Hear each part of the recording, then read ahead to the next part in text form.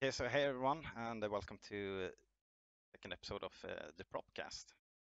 Today with me I have some lovely guests, and I think they can introduce themselves a little bit. So let's start with Jessica here. Hello, my name is Jessica Lindqvist. I'm more known as Chic. I'm a gamer and a former cosplayer and streamer from Sweden. And we also have Jonas Bengtsson here. Can you tell me a little about yourself?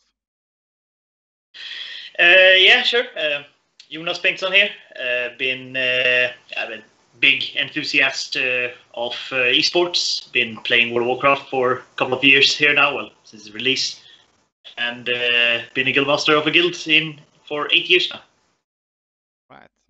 And also Jed, Robin. What do you do at the NIP? I can see your Twitter logo down there. Well, I'm the League of Legends manager for NIP. I've previously worked with teams such as H2K and Misfits. Yeah, I also worked with Property actually a while back. But yeah, I've been a team manager since like 4 years back, I think, and yeah, just living the esport life, I guess. All right, doesn't sound too bad though. It's not bad actually.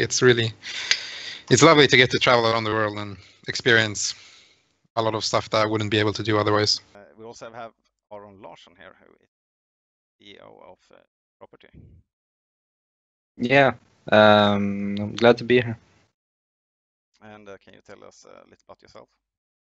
Yeah, I started a team in 2010. I love a lot of shooter games, Cisco, Counter-Strike, 1.6 back in the day, Quake. Also played my fair share of StarCraft. That's my background. And as Jed said, I think it's really funny to travel around the world and meet the gaming family. So, yeah. Yeah, all right.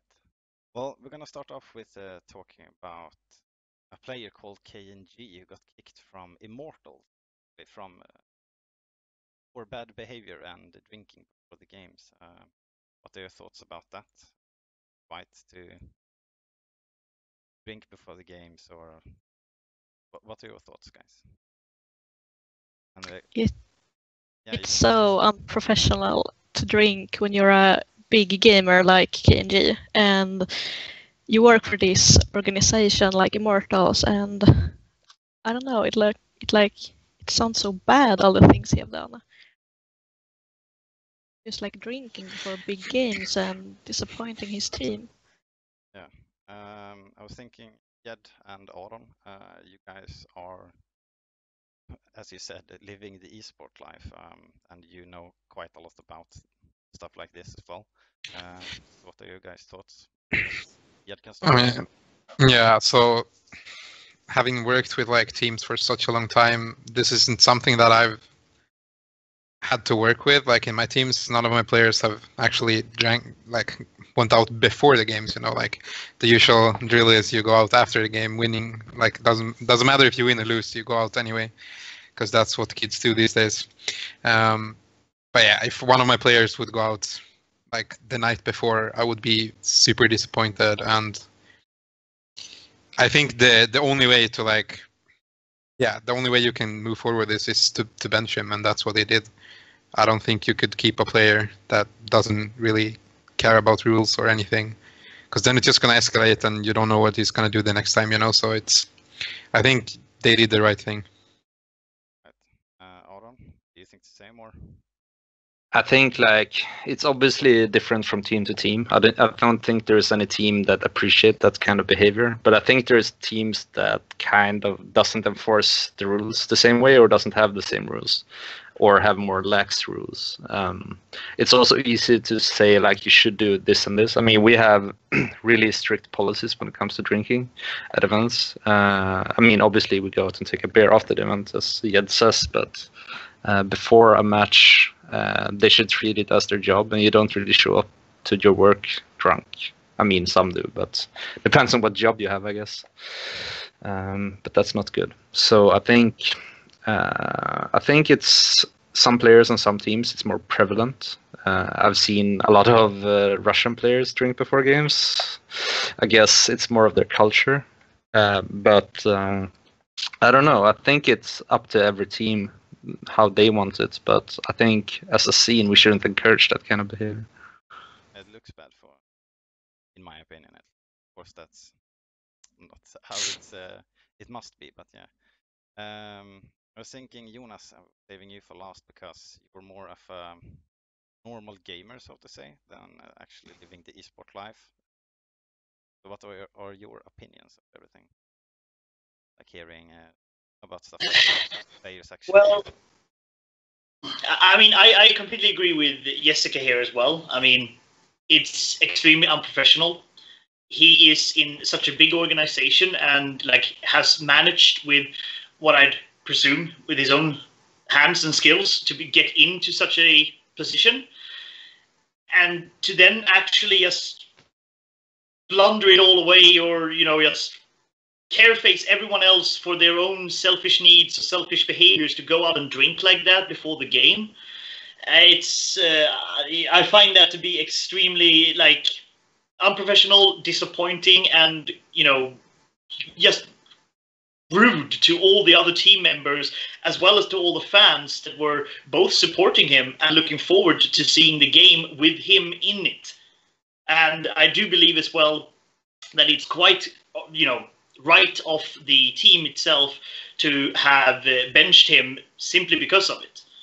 I don't know how the Russians do, but for any work really, doesn't matter if it's always within the construction working industry or any other sports for that matter, you don't drink before the game. I find that to be just you just don't. Yeah, Sorry? a bit off maybe. Yeah, my point wasn't really that it's okay to do it. It's just that it happens, and it happened before, and it will happen afterwards. And I think like one thing I picked up that Thorin said about the whole issue was that the fact that you can't really enforce people what to do in their free time, but of course you can have you can't be drunk when you show up for games on like your work, but people actually have free time, I guess, when they're not working. So I don't know, that's also a point of view. Yeah. Like I get the point of view, but I mean, yes, you do have your spare time, but if you know that you're going to work in like whatever how many hours it may be, I mean, I'd take it that he must have been drinking quite heavily for several hours before, or he must have been drinking just before it. It's not like you're not aware of what's going to happen if you start drinking, and especially if you can't take your drink either, or hold your drink, I suppose you should say it. I mean, some people can drink several cans of beer without any problems, and some can only take one and they already start wobbling about and whatnot. But regardless of their spare time or not, if they know that they have something coming up that needs them to be at least sober enough to react to stuff, especially within the esport, I mean, you need the reaction times to actually deal with all the things. And if there's one thing that alcohol does to you, it's to what's the word now? Reduce your senses. Yes, thank you. I mean, there's a reason you're not allowed to drink and drive, for instance, because it reduces your senses. Yeah, your reaction times, your thinking processes, and everything. You see it, but you just don't react to it. Reflexes, everything. So I mean, to show up for a game like that, or to just show up for any game really, drunk, again, unprofessional and quite rude to all the fans and to the team that supported him in the first place. Yeah, I guess like the biggest losers are the fans, because they got to see like one map, because the first map was VO walkover. So yeah. Yeah. But I guess there's not really a defensible position. I'm just saying like you can't really decide what people do on their free time. Oh, no, of course. But I mean, it can't affect their jobs. They are getting paid to do this. Yeah. I get it. Sure.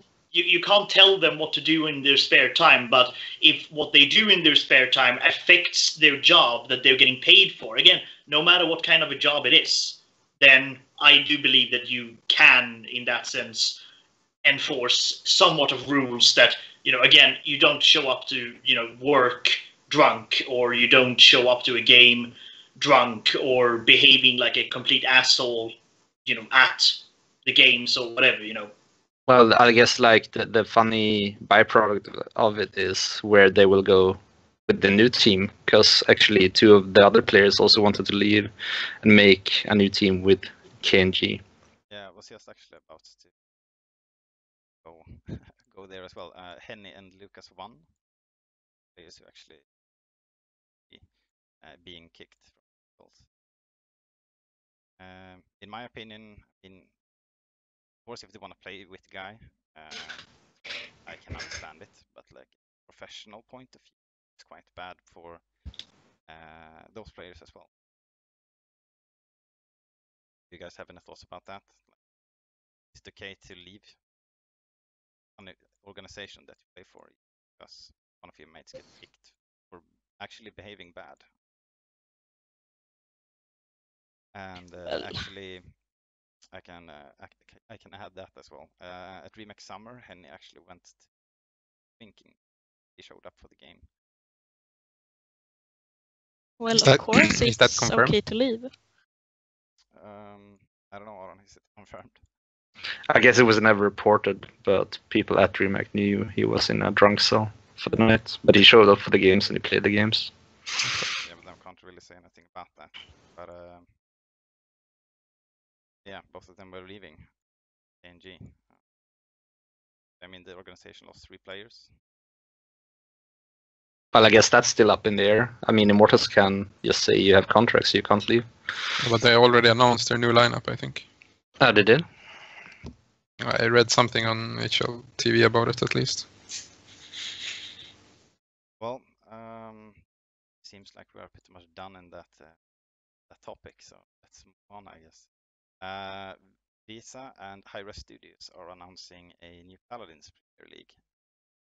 And Paladins is a game like Overwatch, and the Hi-Rez Studios is actually the ones who make the game Smite. So yeah, Aron, wanna start on this topic? Like, what are your opinions about this? Yeah, it feels like I've talked a lot, so I would actually want the others to chime in on this. But the only problem I really have with it is it seems like the WESA teams got a spot and no one else got to even like be a part of that league yet. At least we will have to wait and see. I think the game looks really interesting, really good gameplay mechanics and stuff like that. Obviously, it's kind of a Overwatch clone, I guess, but it has. I mean, it's different enough, so it's its own thing, I guess, in art style and stuff. But what do you guys think about it? Well, I'm an Overwatch player. I love that game. And to be honest, I haven't seen that much of Paladins. But what I've seen, it looks like a huge ripoff. So that's kind of sad, I think. They could have made some things different. But anyways, I really love that there are coming new Premier Leagues to games because it's helping esport to grow a lot. When there are like so many options you could watch from different games and so on. Jed, do you have anything to add in there? I mean, it's always good with new competitive games and leagues, I think, to grow the esports scene more. But yeah, I haven't really seen anything about Paladins. I know NIP got a Paladins team, but I don't really know how it works or how it looks or anything. I haven't seen a single game of it. But if NIP got a team, then I believe they're doing what's right or best for NIP. So it's got to be a good thing, I guess. Yeah. And Jonas, do you have anything to add? I think you have played a little bit of Paladins, haven't you? Very little. I mean, I'm sort of on the same page as the others, but I do agree with Jessica as well there. I mean, I do play, like, I have played Overwatch and I have played Paladin, both of them. And, you know, for me, Overwatch is, if nothing else, more fun. And Paladin sort of like just feels just like they've taken Overwatch and made it into their own game, and now they try to publish it as something new. I absolutely agree. More games, competitive games, to grow the esport industry is absolutely wonderful. Anything is welcome, but I mean, they could have been more creative with both champions and maps and whatnot in Paladin. Again, my information, I suppose, is limited. This is just, of course, from my own experience. But from my experience, it is basically just a complete ripoff of Overwatch, or if not a complete, it is very close to it, if nothing else. Well, it's kind of surprising though, because Hi-Rez, when they made Smite, was actually its totally own thing, I guess, and they innovated in the fact that it was third person and the style of the game and stuff like that. So to me, it's a bit surprising that they just would rip off like Overwatch that way. But I haven't even played enough to say anything about it. But yeah, it feels like Overwatch, I would say. Oh yeah. I mean, I guess that's what they were going for. I mean, Overwatch came out, and as far as I know, it just blew up in the industry. In popularity. Sorry, it just came out, blew up in popularity, and it's, as far as I know, it already has esports and teams and all of that shit going on with it. So I mean, it came, and I suppose other companies want to jump onto the bandwagon. It is, of course, a lot of money involved within the esport to make, and more, as we said, more games, more competitiveness, and if you can create your own game and then make your own teams to go with that, then even better. Yeah. I was gonna say though, this league will be WESA teams only, which means that the only teams that can play in this league ones that WESA actually have a contract with. What are your thoughts about that? I mean, isn't it quite bad, you think, just to have the teams that are in WESA, or a good thing, and like, should more teams be join? Well, of course, it would be more fun if everyone could join, but I totally understand why they're doing that, because they want to, like, hire themselves, of course. Yeah, make a professional league. Yeah, of course. Man, I see merit in both, like, both ways to do it. Like the way they're doing it now, they enforce the players to go to the teams that's a part of their organization. So yeah, I think it would be a good thing of them to like enforce the league to be their teams only. But yeah, it could limit the amount of players and talent that be taking part in the league. I mean, I guess it's a much broader discussion, really, as we're seeing with other leagues and other games, where we tend to, okay, now this is how we do the Overwatch League, and not even like the best Overwatch teams are in the Overwatch League, and now different financial families are bidding for players that they don't even own the rights to and stuff like that. So I mean, obviously money is coming in, and it's a huge thing for all endemic esport teams, but I feel like if we just watch Google versus Microsoft team, I guess that's not as fun as watching NIP versus Team Property or NIP versus Fnatic, right? Yeah, I guess. Let's and go to. Herregud. Så får jag ursäkta att jag tappar bort mig. Men att bara byta fråga är svårt. Men jag tänkte vi går över till organisation. Okay, so organizations and so on. Everyone here besides Jonas, I guess. Well, we can count your guild actually. Well, yeah, like kind days. I mean, kind days. But yeah, I mean, in the organizations and so on, and you have so many things like coaches, managers, bookings, pay the salary, and I mean, the coaches, for example, what are they doing in an organization, like how do they work and so on. So let's discuss that.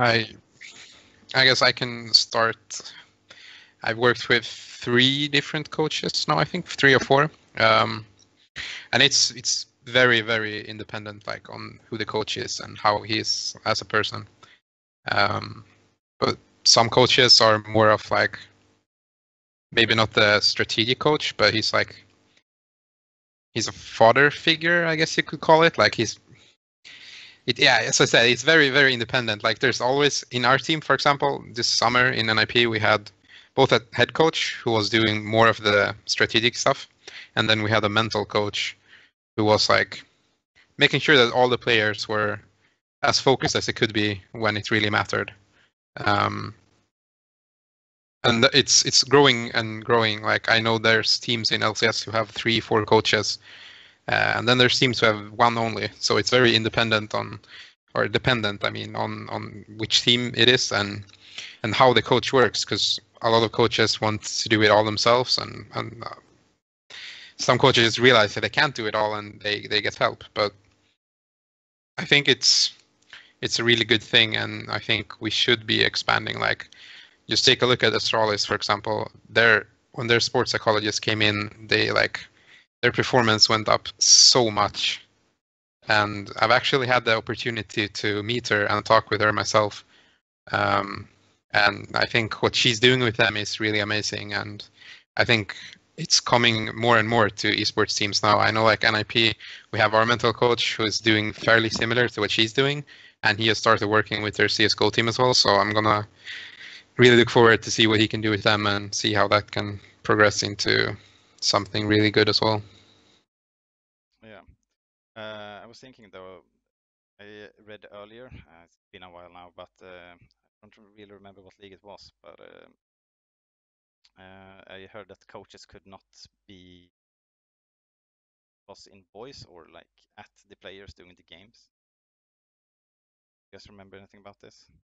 I think you're referring to the CSGO majors, because they kind of went back on the whole coaching thing and said, like, yeah, you can only talk during intermissions and stuff like that, if I remember correctly. Then they changed it back now, so now they can talk like 4 times per map, I think, or per half of a map. I can't remember, but they changed it back anyway to kind of like an in-between. So basically they are working on a solution that, well, they are trying to find the best solution. I think what they wanted to do was to have, the in-game leader be the leader of the CSGO team. So it's similar to how you would play when you play matchmaking. But the problem is it's not similar to that anyway. So it was kind of like Valve's idea that, that everyone has coaches anyway, but they're used a bit different now. Yeah, I think it's just like a time thing. Like, if you look at a sport like, because this is CSGO, so it's a play-by-play game where you go like, or round by round, if you want to call it that. And if you have like, look at other sports, you have like American football, which is like basically the same. It's also play-by-play, where the coach is allowed to talk between every play. Like, they're allowed to communicate with their players between every play. And I think I think that's an optimal thing, but I haven't really been able to work that much with CSGO, so I don't know if that's what players prefer or not, but I think it's going to come down to that. And I know in League of Legends, for example, we're pushing quite a lot to have the coaches be more involved in the game. Because right now, basically what the coaches do on game day or when we go on stage is we do the pick and ban, and then we have 1.5 minutes to talk with the players until the game starts, and then we need to leave the stage. And we don't have any opportunity to communicate with them afterwards. And I think if the coach who sees it from like a whole different point of view would be allowed to communicate with his players, then it would be able to change so much in the game. So like personally, I would love to see coaches be allowed to do more. But yeah, it's I guess everyone has their own opinion. I think like just to chime in on that, because I have some knowledge about it, is what I think they wanted to do was to take because what had happened in CSGO was the coaches actually were more of the in-game leader than the in-game leader themselves. So they wanted to move to like, okay, the in-game leader needs to be more important. So that's why they limited the coaching aspect. At least that was the reasoning for Valve. Yeah. Sorry to just fill in here, but we noticed that Jonas has some like cam problems, so sorry for a frozen image. As I said, Jonas, you are allowed to just cam if you want and use the enemy character, but it's up to you. I want to do it. I can leave it on. You can look at my frozen images and laugh. Right. I was thinking though, like with the organizations, and we were actually somewhat into this topic actually with the coaches as well. But the organization itself, why are their work so important? With the coaches and managers, as I said earlier, like paying the salary and so on. Why are they so important for the players? Why is it good to have an organization at your back? And I think we should discuss that a little bit. And as I said, we already started a little bit with coaches and everything.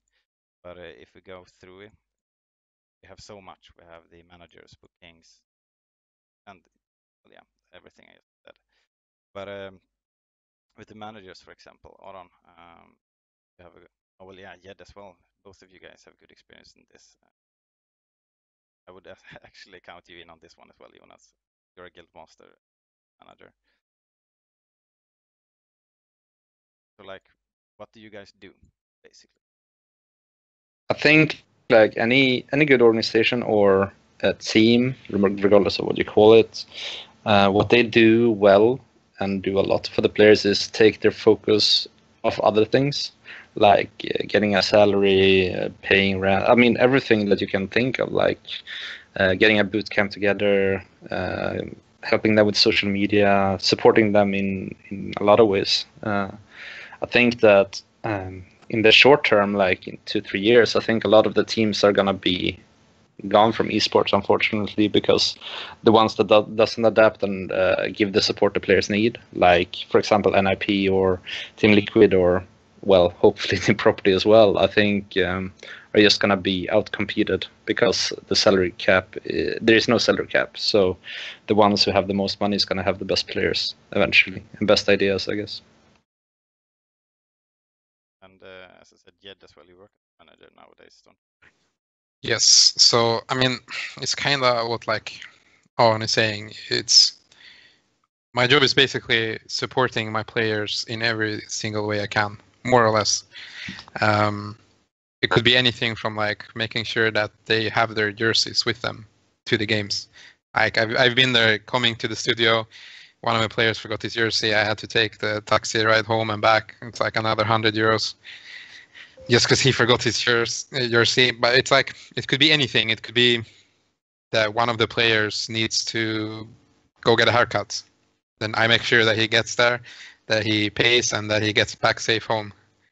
And it could be like in my recent term with NIP, I did basically everything from like cooking to making sure that they went to bed and that they woke up in time and that everyone was eating properly, that everyone felt like they had someone to talk to, like because sometimes it could get quite lonely. Like in my team we had 3 South Koreans, like they're halfway across the world, and it could be really tough for them, so like you always have to adapt to the person or the player as well.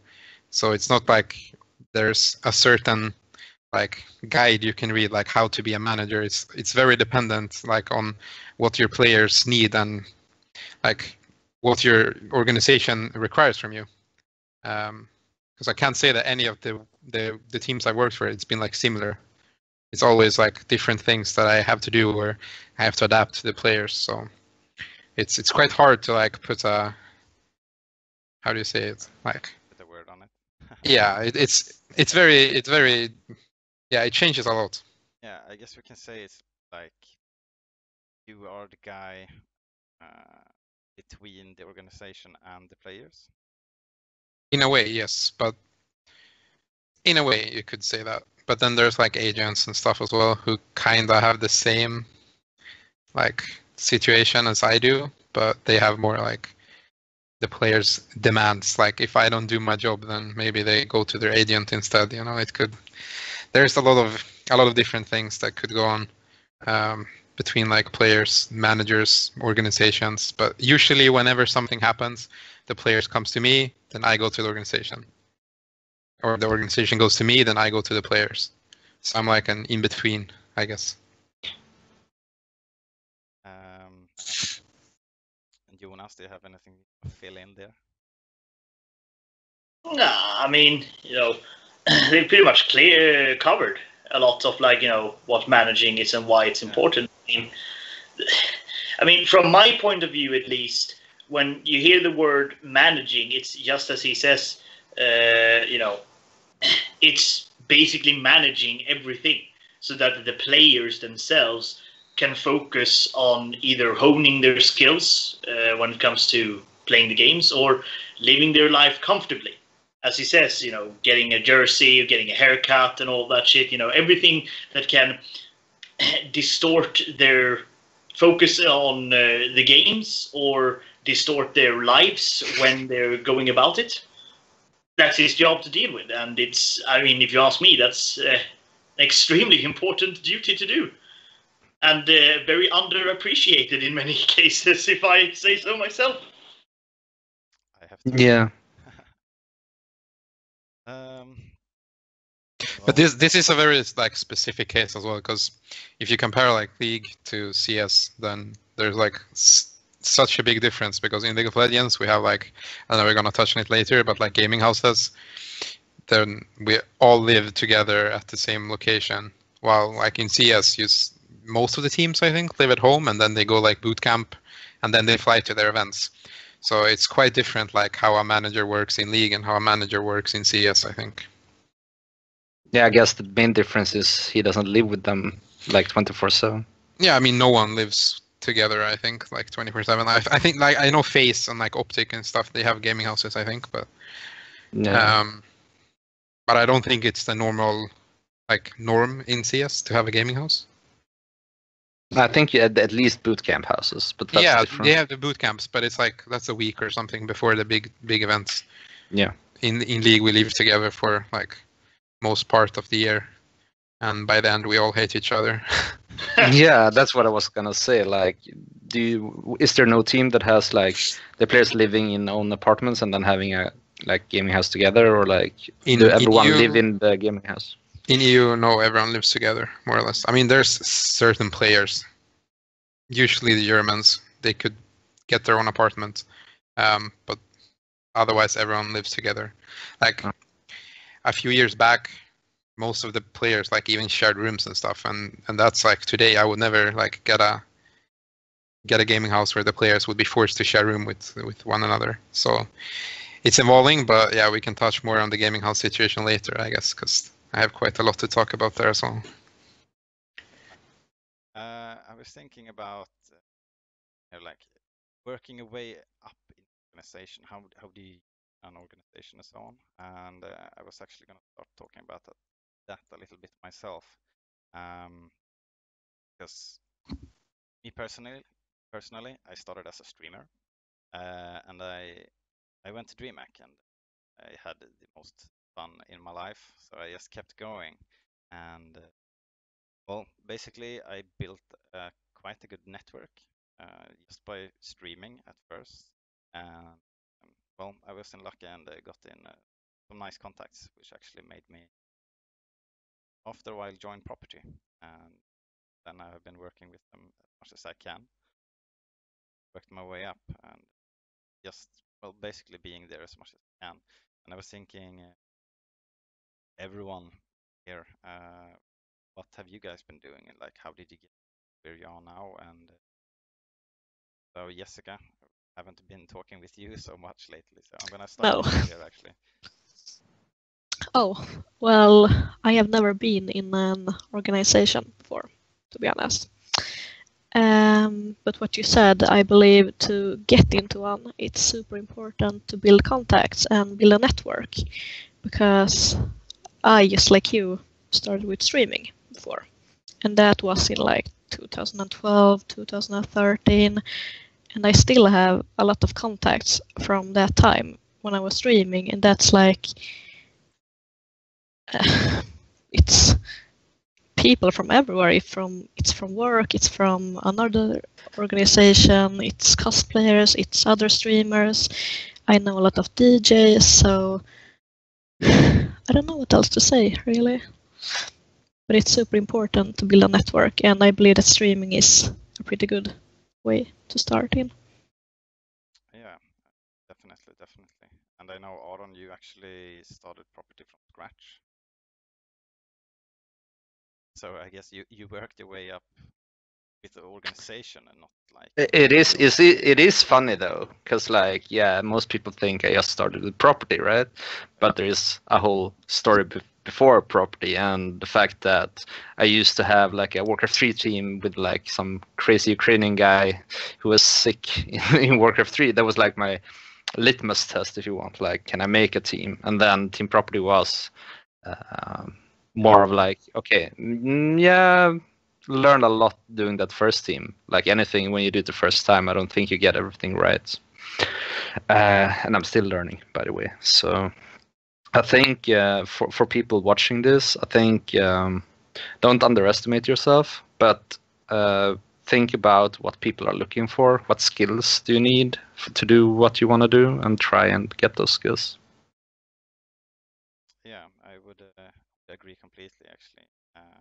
Which is why we have Jonas here today, actually. I actually play WoW with the guy, with my guild master now, every now and then. And he's really good at talking, actually. Been quite quiet now, but usually he never shuts up. So I was thought like, well, this guy's gonna be I'm perfect. respecting the others, man. I'm respecting the others. I'm listening to them as well. Oh yeah, but as I was saying, a real good guy, and he loves to talk, so I thought he was perfect for a podcast. So let's bring him. Here he is. I mean, like you said, Aron, if you have any like particular area that you are good at, to try to bring that with when you talk with organizations and so on that you want to do. And I mean, Jed, you have been working with esports for quite some time now as well. Like, do you have any tips and tricks for people who want to start working with the organization? I mean, it's quite a common question, I guess, but as already touched on by the others, like networking is everything. Like, I got into it through networking. I arranged my own tournament by spamming people in IRC to come play, like the big streamers back then.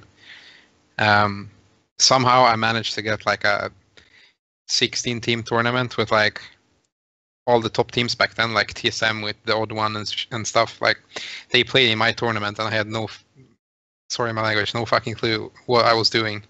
But after that, I had like contacts to every single team in EU and most of the teams in NA, and that's basically how I got into it. And then somehow I got into property, and then after that, I just skyrocketed into C9, H2K, Misfits, and now NIP. And it's all basically through networking and just learning from your mistakes. Well, yeah, and I guess we are pretty much done there. If there's nothing else you guys want to add. But yeah, basically, you guys, you want to start working with an organization, start trying to build a contact network. Places like, I would say at least like IT cafes, DreamHack, like events and so on. Try to go there, meet up with people, try to build network. That's a very good start, at least.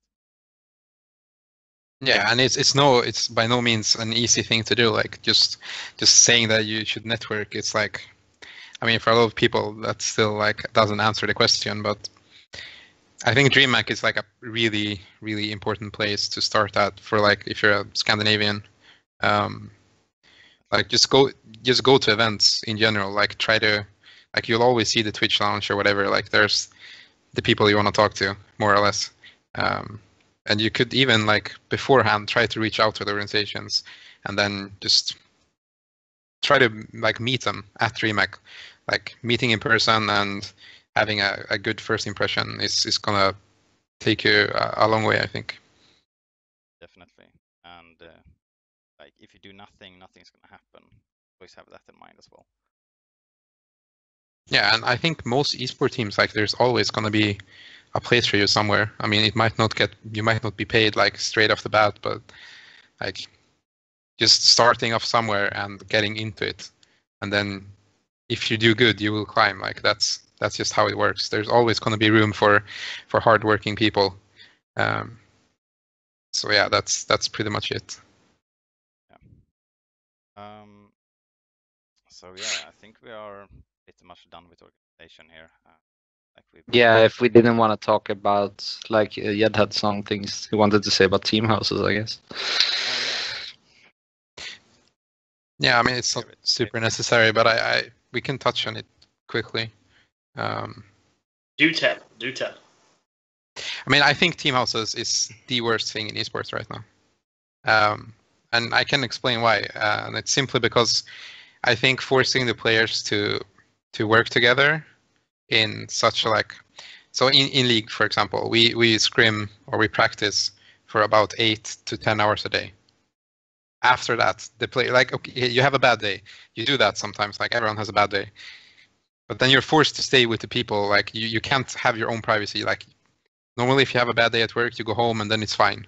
But in League of Legends, you can't go home and everything is fine. Like you're stuck with the people that you're maybe like super irritated on or like frustrated with, or like you can't just go home, you know? And I think that's a big thing with team houses in League of Legends, because the players need to get their privacy and needs to be able to close the door and just do whatever they want. Like in our house, for example, and I know it's the same in a lot of houses, you're not allowed to bring like your girlfriend over or anything. Like you can't really have a life while you're in a team house environment. And I think for a lot of players, that's gonna be necessary, and it's gonna be more and more tempting, because right now, basically what you do all day is play a video game, go to bed, eat, play a video game. And that's not gonna last for that long, I think, because people are getting burnt out and they can't really handle it for such a long time. Yeah, it sounds quite rough, actually. Yeah, I mean, it obviously sounds a lot worse than it is sometimes. Like most of the time, the players are fine with it, but I think like it's not always showing like on the player themselves like that it's a pain. But the fact that you can't really have a private life for 2/3 of the year, I think that's troublesome. Well, it's not like that in a lot of other sports, though. Like, no, even if you're in like 30, Manchester United in football, that you don't live with the players, except when you go on tours and you go to big tournaments and stuff. But that's the exception, right? So I don't think the formula for esports is going to be that we always live together. I think the probably best setup is to have it more like you have a team house environment, but that's like where you go and play, and then people go home after they're done with practice or whatever, and they have their own like house to go to or stuff like that. But that's more expensive, obviously. Yeah, it's a lot more expensive, and it's also like, so a few teams in LCS are getting there. They're like getting offices instead of having like playing at your gaming house. But the issue is still the same, that the players live in the same house even when they go home from the office. And I know it works for like one team in LCS, that they have a really good mix there, but I still think it's a big issue when you're not allowed to like actually shut the door and you're like in your own house. You feel like there is no privacy in esports right now, at least in League of Legends. Like you can't really get that, and I think that's a big issue. And I know there's a lot of people who agree with that, but it's getting there, and the more money that get into esport, and it's just gonna be more and more common that people or teams start to ditch the whole gaming house idea. But for now, it's the only like viable solution, because you have to be there. You have to live in Berlin, or you don't have to, but unless you want to take a flight 3 times a week, then that's the only possible solution. Yeah. Yeah, but I mean, it's like I mean, I've lived definitely not in the same environment as these guys in that sense, but I mean, I know just how frustrating it can be just living with some roommates. You know, you might love the people that you're living with for a time, but when you, in this, especially in this case with the esport, with team houses and whatnot, like every single waking hour of your time, you're spending it with these people. And then at one point, even the smallest of things can become such an immense problem between the people just because of them getting annoyed by each other for, you know, as you said, there yet someone having a bad day or someone doing something that the others don't approve of. It could be behavior issues, could be, as you said as well, you know, bringing over his girlfriend, even if he's not allowed to. It might even lead to, as we spoke of there in the beginning, like maybe why KNG actually came drunk. You know, it stresses out players. They try to find some way to relieve their stress in such an environment so that they actually go to the extreme lengths of it. So, I mean, I'd say that, as you've already said, both of you really, that the best solution is, you know, you have an office, you have a team house, you have a game house. You go there, you do your gaming there, and once you've left that office, you're free to do whatever the fuck you want. Go home, be with your girlfriend, you know, do whatever really. Get your private life. It's so important in every aspect of, you know, the society elsewhere. It needs to be implemented into the esport scene as well. Yeah. Well, yeah. I was thinking, leave it at that and continue. Actually, talk a little contracts. There are some organizations, well, pricking, call it, some players. I mean, if you look at the contracts as well, there might be some like players not hiring lawyers or actually like getting the right contract. It might be fake or well, maybe not fake, but I mean not approved. I mean Legal. Yeah, legal. Thank you. So like, what are your thoughts about that? I mean, I've actually heard some stuff about this. Been a while though, so I don't remember everything. But I heard an organization picking some players, and they actually didn't get to play. I think, like at all. So I mean, contracts can be super good, but it can be really bad as well. So like, how do you think players and so on can know that the contract is good? What can they do? I mean, it's becoming more common, I think, every off-season that the players hire agents. And I mean, there's always going to be the bad, like, esport, what do you call it? Yeah, well, the people who claim they know a lot about esports but have no idea. There's like a ton of them in league. Like, yeah, my players, or like one of them this summer actually went to meet a guy who called himself an agent. I look him up on Facebook and I see immediately that this guy is a fraud because he has 0 common friends with like anyone, you know. And if you're agent and you're doing well, you know, you're gonna have a network already. And just judging by like his Facebook page, I knew that this guy wasn't really an agent. And after my player came back, I went to sit down and talk to him, and he said that basically what I thought, that he wasn't really doing what he was supposed to be. But like, all players aren't gonna notice that, and I think it's not just the organizations bullshitting players. Like, everyone is trying to get into esports and get those sweet esport dollars, you know. And you're gonna do that.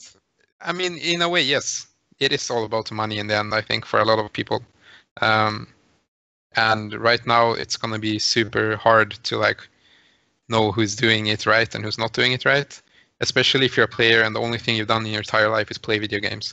Like, it's a really tough situation for the players as well, because everyone wants to get everything, but they don't want to pay for it. Like, But players want to get full value of everyone without having to pay for it. But that's also kind of where it hurts themselves, because if they get the right agents or the right lawyers, and they pay for it, then it's going to gain them as well. But I think one thing that was interesting for me was Thorin brought this up. Like when you're just starting out, when you're a new player, whatever you're new at, basically, you're not going to have the best agent. You're not going to have a lawyer. You might have a friend that's a lawyer. I mean, but the thing I don't really understand with a lot of players is why they don't take like these small steps. Like someone who knows a bit about legal stuff. Someone who can read a contract. Not even that is. Those steps are taken. I mean, the point that Thorin made is like when you're just starting out, obviously you're gonna get a bullshit agent, you're gonna get a bullshit contract, you're gonna play for some fucking shit organization because that's where you're at, and they can pay some events, and so his reasoning is those bullshit organizations exist for a reason because people need to start out somewhere. Not everyone is going to be NIP or property or Fnatic level or whatever level it is. So I think he made a pretty good point about that, actually, which I didn't really think about. It makes sense. I mean, as you said, I mean, it's the same thing, with any other sport, really. As you say, it doesn't matter like where you are in what part of the world. You're not gonna. There are, of course, exceptions everywhere, mind you, but for the most part, you're not going to be playing with Manchester United or be playing on the level of Zlatan or whatever the fuck, regardless of how much you've spent time on with it or not. You're gonna have to start from somewhere, and that somewhere is always at the bottom of the food chain, if you were to call it like that. And so that's also where the shit players and the shit teams and whatnot might, prey on. Yes, shit is quite a harsh word, but I've players that ain't as good, maybe. Lesser players and lesser teams. Yeah, my bad. But I suppose that's also where like the managing work comes into the interplay as well. I mean, when it comes to helping, you touched on the subject a bit before here, Jed, but when it comes to helping the players and supporting them in every aspect, I'd say at least that this includes with the whole informing of agents and informing of lawyers and helping them finding proper lawyers and proper agents and whatnot, so that when the time comes for them to sign contracts and whatnot, they can actually feel a bit more secure. It's like getting all of these things sorted, regardless of if it costs them a lot of money. It's like getting an insurance, so that if something were to go south, you have some sort of help to back you up when that starts going south. Well, yeah, I guess that's pretty much what contracts are for. Should be, but I was thinking about the players, like if they get tricked by an organization, like the contract is not legal, or well, something is wrong, something happens, and players start crying because they can't really do anything about it. Is that the player's fault itself, or like should the organization be, what can I call it, like should they be needed to have a legal contract? Well, of course, it needs to be legal, regardless of how you say it. Yeah, but should they be able to trick people? They shouldn't be able to, and they obviously shouldn't be allowed to. It doesn't matter where or what. But I mean, I do believe that it's also up to each individual player to make sure that what they're signing is actually, what they're willing to do. If it's always reading the contract or getting help reading the contract. If they get the contract in front of them and they don't know what it actually says, they don't understand anything, of course, the organization shouldn't be lying about it. They shouldn't be trying to trick you, but for the individual player, they shouldn't really trust everything either. At least if you ask me, again, having an insurance, if you are not certain of something, don't sign it. Go look for an agent, go look for a lawyer or whatever the hell you need to look for. Come back at a later date and see, with the help of someone that do understand it, how or what it is that you're actually signing. If you just sign the contract just because you got offered a contract, or you were just excited of getting a contract or whatever, and then you end up getting tricked by it, I'm sorry, I can't blame that entirely on the organizations. They're in the fault for doing it, but the players are in the fault for not taking responsibility for their own actions in the case of signing the contract without actually realizing what it is that they're signing. But you mentioned, yeah, that there are more agents, more go-between guys. Does that increase their chances of not signing a bad contract, you think? Or I mean, yeah, of course, but you need to find like it's the same in every aspect, like when it comes to competitiveness and when it comes to money. Like, you need to find a guy that you trust and you feel like he's doing what's best for you. And I think that's the issue right now. I think there's a lot of people around esports who's not doing what's best for the player or the one they're working for. So in the short term, yes, it's gonna increase like the player's chances of getting scammed, but then you might get scammed by your agent instead. Like maybe he's ripping you off on whatever. Like you don't know as a player, and it sounds weird sometimes. So maybe not weird, but it's like the players can be so stupid. Like you have no idea how retarded some players can be when it comes to everything. Like there's players who they get the contract and they sign it instantly. They have like no idea what they're doing, but they sign it because, yeah, I mean sometimes, or they read but they don't really read what it says. They think they know, they think they have an idea of what it says, but they don't really know what it says. Like it's so often players, like I've even had examples where players come back to me and say, "Hey, do you have a copy of my contract?" Like, wow. You need to, like, the players need someone to handle all this business. And as a manager, I work for the organization. I don't work for the player. So I can't really make sure that they always are on top with everything. Like there needs to be someone for the players who like handle all this type of business for them. And it's growing and growing, and there's like, at least in League, it's getting more and more common that there's like agents. There's like Dexter, for example, a former League player who's starting to work with like a lot of the EU players, and he has this like lawyer background. Not himself, but he works with lawyers and stuff, and that's really good, I think. But then again, you need to make sure that the agent you sign or that you go with does it for like your best interest, not to make money only. I mean, obviously, as I said before, everyone is in it for the money in the long run. But you need to make sure that the guy actually tries to do it in like your best interest. Yeah, one thing I'm curious about Jessica is because she's been streaming a lot. Were you approached by different sponsors or like even agencies when it comes to the streaming part, or how did that work for you? That's quite funny, to be honest, because when I was streaming, I was one of the biggest female streamers in my time. But no, I had absolutely 0 donations.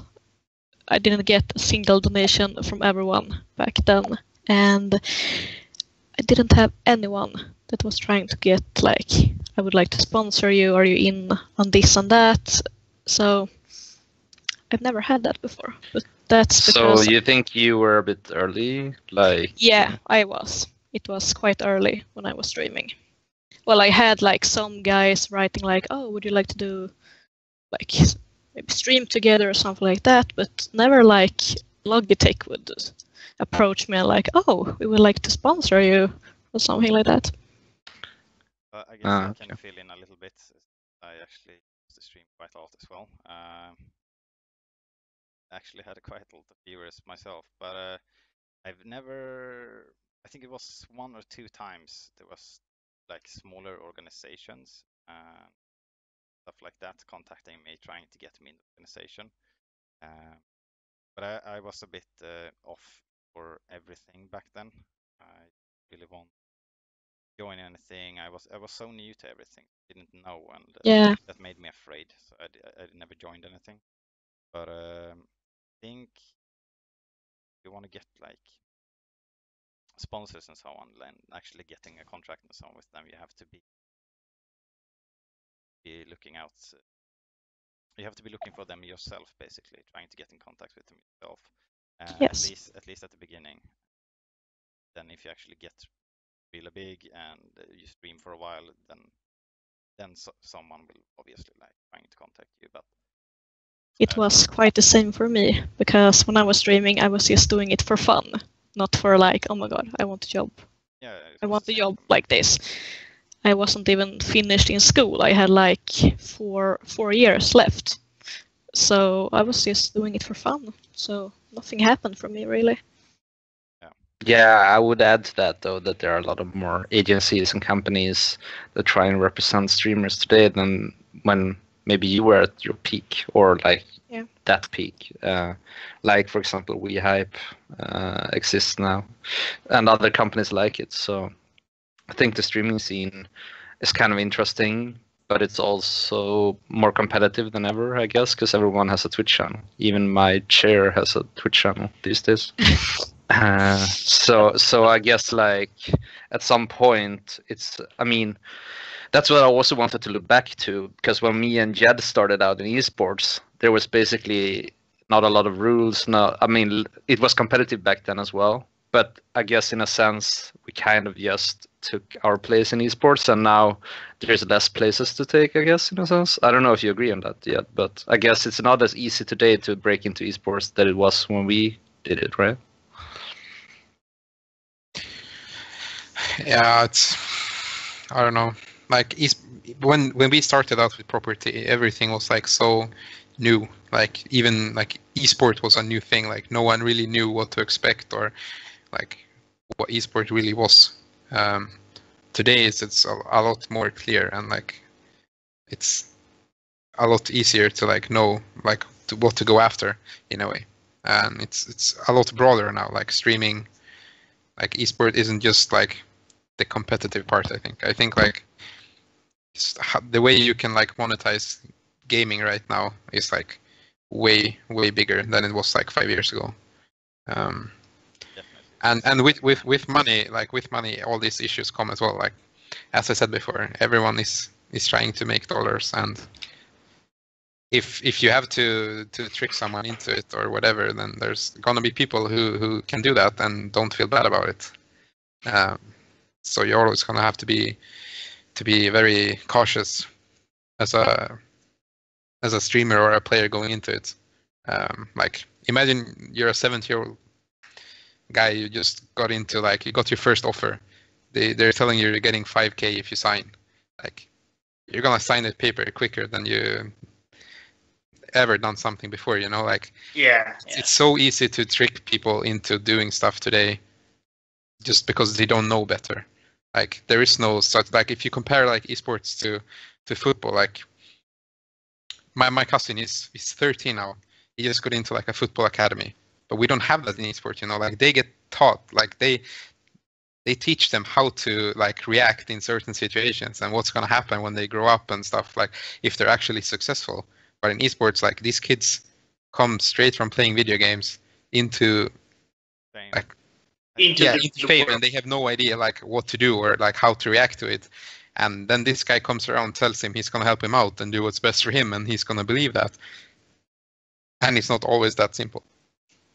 But I think that, like, I do believe a few years ago, at least, I read something that there were a college in the US that were going to be like focusing, or at least have a how do you describe this? Like a course open specifically for the esport scene. I think it was mainly League of Legends when this came out, and it was a few years ago. But I can't remember all the details about it. But I mean, it is as you said there, really though. I mean, like in the last couple of years, both the esport and the streaming have grown exponentially in terms of its commonness and popularity and all that thing. And the slow part that's goes with it is the society, if you ask me at least. So, there's still so many people that are either looking down on the esport or the streaming, for that matter, YouTubing, the same thing, even though it's become one of the more, common things of the modern society. Everyone puts up YouTube. As Aron said there as well, everyone, even his chair, has a fucking Twitch channel. It's just that society hasn't really adapted to the rise, at least not enough to the rise of the esport genre and the streaming and all of that thing. And, I was actually talking a bit about it before as well. I mean, there should really be somewhere like help organizations to help out with these things, to support the young people when they actually get involved into these things, whether they are streaming and getting offers, or whether they're, getting offers within the esport. I mean, exactly as you said there, Jed, you take any teenager and they get an offer telling them that we're going to pay you to play games. They'll sign it without hesitation.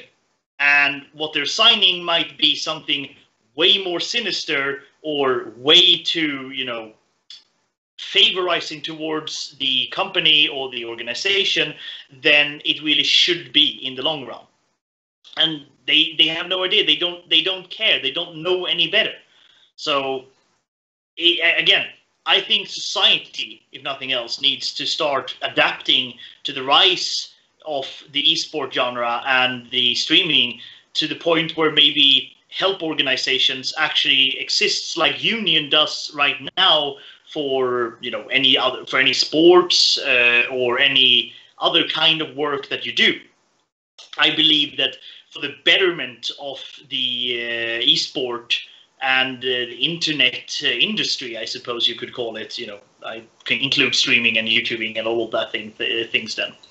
There should be somewhat of a union created with the sole purpose of supporting, helping, and, answering all the unanswered questions for all of these younger people. Yeah, I think it's something I think everyone would benefit from, except the team owners. But I think also what you have to realize, if it was a big enough problem for the players, I think they would have already created the union, so to speak.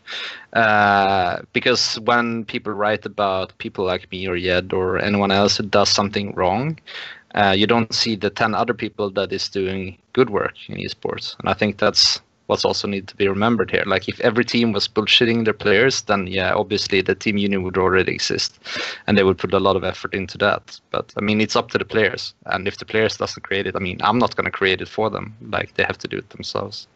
Of course. I mean, it's the bad stuff that you hear the most of. A few bad apples spoils the bunch. But it is, as you say, I mean, there are, of course, a lot of organizations and managers and agents and all of that do a good work. And if they wouldn't have done it, as you said, I do believe as well that maybe someone would have created it by now.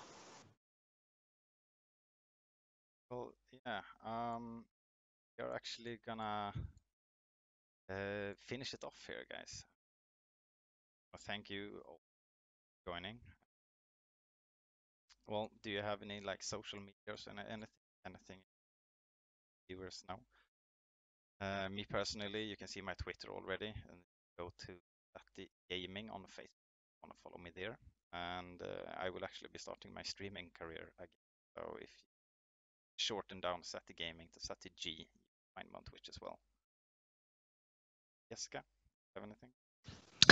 Oh, well, my social medias. Basically, my name is Chick TV on everything. Right, Jonas. No,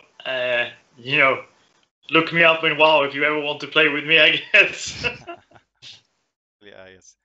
So, Jed, I just use. Yeah, all right. I just use Nipjed. I'm not super active, but yeah, that's my only social media. Right, and Aron. Yeah. Yeah, Yeah, I mean, first and foremost, I would like to thank everyone who's been on the show today. We've had fucking internet issues for 2 weeks, so I'm glad we finally got this together, even though I can't use my webcam today, because someone actually physically stole my internet connection, which is kind of a funny story. Yeah, the server was stolen from my block, so I live in the fucking hood yet. That's how hood I am.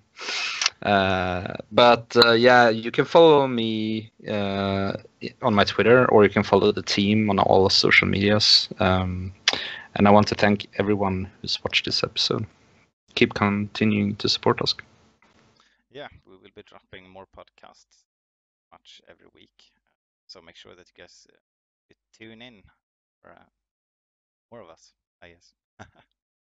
But yeah, I guess that's everything for tonight. So, guys.